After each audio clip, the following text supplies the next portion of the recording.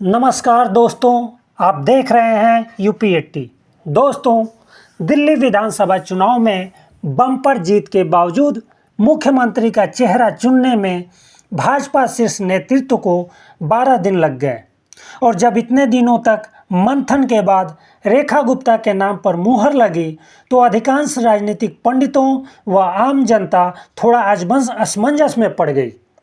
दिल्ली की राजनीति को करीब से न समझने वाले अधिकांश राजनीतिक पंडितों को कुछ समझ में नहीं आया।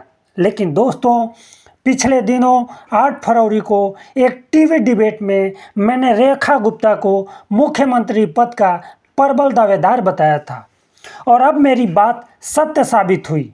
दोस्तों, यदि आप दिल्ली की लोकल राजनीति से अनजान हैं तो आपको रेखा गुप्ता मात्र पहली बार की विधायक नजर आएंगी।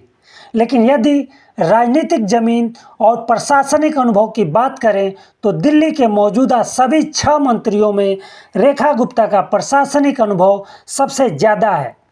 रेखा गुप्ता राजनीति की पहली पाठशाला दिल्ली नगर निगम में 3 बार पार्षद रह चुकी हैं।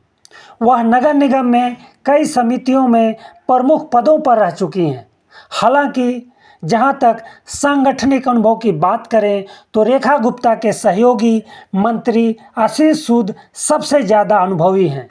आशीष सूद को आप ऐसे समझ सकते हैं, उत्तर प्रदेश में 2014 और 2019 में पीएम मोदी की रैलियों की तैयारी को लेकर जो जिम्मेदारी स्वतंत्र देव सिंह निभा रहे थे, वही जिम्मेदारी अन्य राज्यों में आशीष सूद की थी।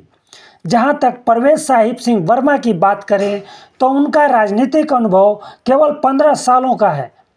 पिता पूर्व मुख्यमंत्री साहब सिंह वर्मा के निधन के बाद परवेज वर्मा राजनीति में आए।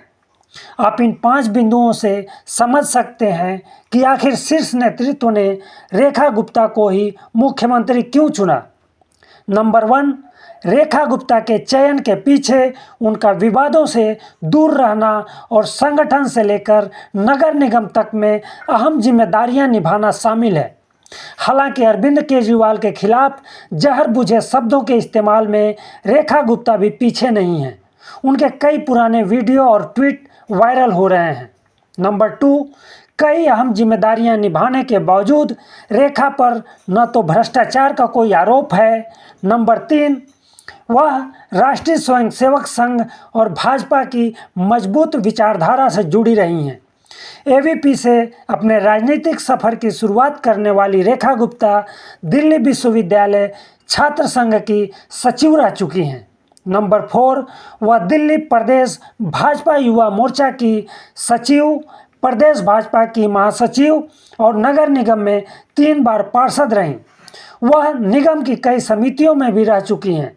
इस तरह उनके पास सांगठनिक और प्रशासनिक दोनों तरह का अनुभव है। नंबर 5, सबसे प्रमुख बात जो मैं सबसे बाद में बताने जा रहा हूं, वो है रेखा गुप्ता का बनिया समाज से ताल्लुक़ रखना और महिला होना। चूँकि अरविंद केजरीवाल भी वैश्य समाज से आते हैं और कहा जाता है कि दिल्ली की राजनीति में बनिया व पंजाबी को नज़रअंदाज नहीं किया जा सकता है। ऐसे में केजरीवाल के सामने भाजपा ने वैश्य समाज से आने वाली रेखा गुप्ता को मुख्यमंत्री बनाकर एक तीर से कई निशाना साध लिया। बस इतना ही। आप देखते रहिए UP80। बहुत बहुत धन्यवाद।